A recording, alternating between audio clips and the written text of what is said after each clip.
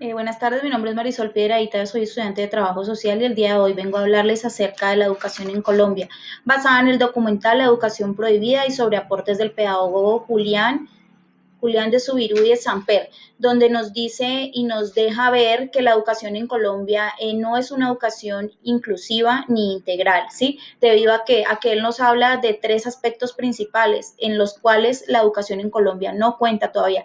El primero es que no nos enseñan a pensar, ¿sí? Porque sencillamente vamos a las aulas de clase donde se nos dicta todo lo que tienen para darnos los maestros, pero nunca se nos enseña a pensar, por lo menos lo que se podría hacer en el área de matemáticas. Preguntarle a un estudiante, ¿por qué crees tú que cae este lapicero? No, sencillamente se nos da la teoría de por qué cae el lapicero, pero no se nos enseña a pensar más allá, a tener un pensamiento razonal, lógico, sí, crítico. Tampoco se tiene en la educación en cuenta la parte del comunicarse, sí, donde no podemos hacer un debate entre estudiantes de una básica porque no se les enseña eso, no se les enseña a escribir, no se les enseña a leer, sencillamente se les enseña siempre es a repetir y a grabar lo que el maestro repite, si no se les enseña a ser más sentipensantes, o sea, a pensar más allá, ¿sí?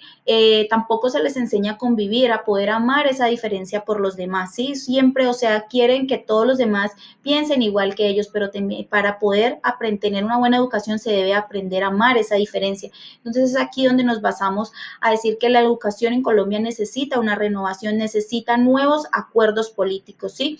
Que se eliminen todas esas barreras políticas, esas barreras didácticas, esas barreras culturales. Cuando hablamos de esas barreras políticas es cuando decimos que se debe hacer un acuerdo político, pero un acuerdo político que sea creado por el Estado, no por el gobierno, porque ahora estamos con acuerdos políticos que los han creado algunos pocos políticos. Cuando hablamos de un acuerdo político es un acuerdo creado por el Estado, donde participen padres de familia, profesores, estudiantes, científicos, filósofos, donde saben las verdaderas necesidades de la educación.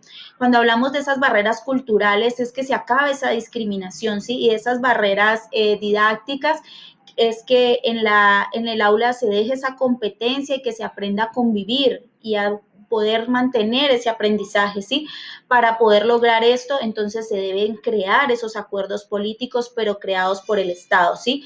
Porque si la educación no nos vuelve mejores seres humanos, la educación no sirve. Entonces es aquí donde debemos lograr esas estrategias donde se acepte la heterogeneidad dentro de las aulas, donde van a haber personas de diferentes etnias, géneros, handicap, religión, procedencia, plurilingüismo. Entonces aquí donde esas estrategias deben ser cambiar ese pensamiento de los maestros para que aprendan, se vuelva a renovar ese conocimiento y se acepte esa heterogeneidad dentro de la